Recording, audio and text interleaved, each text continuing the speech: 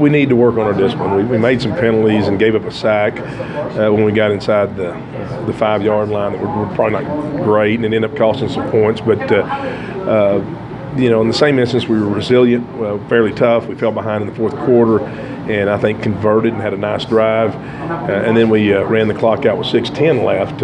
So anytime you can do that, then you feel pretty good. This is the 63rd rivalry game between Amarillo High and Tascosa. You've been in a few of these. Right. This is my 11th. What's it like for you? Well, it's changed over the years.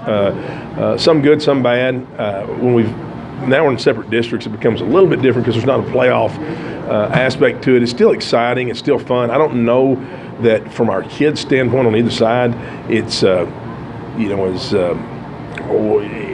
we still put a lot into it. But there was a time that I think, after this was over, we thought our season was over. And so now both of us know that there's other things out there. We both want to win it. We both want to win it bad. But we also know that we had to qualify for the playoffs. You know Dunham well, right. Coming off a loss like that. I'm sure he's put his team through quite a week. Yeah. Be ready for the Rebels. Yeah, I don't. And he and I were talking earlier. You always have to be careful of reading too much into a week one. I mean, either way, we think we played fairly well last week, and I don't think he was extremely pleased last week. But in the same instances, week ones can do that, and they're not great indicators of how your season's going to go.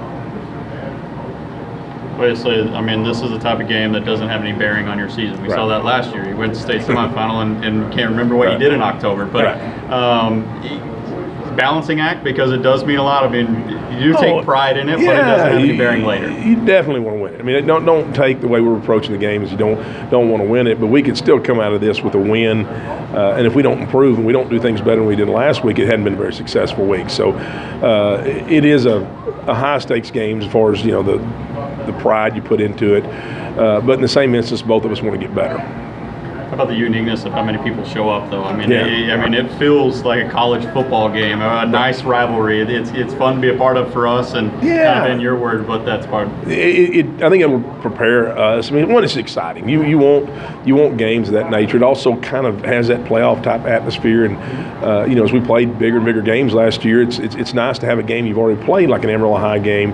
That has that amount of people in the stands and that amount of energy and intensity. And it's a great experience for our kids at both schools.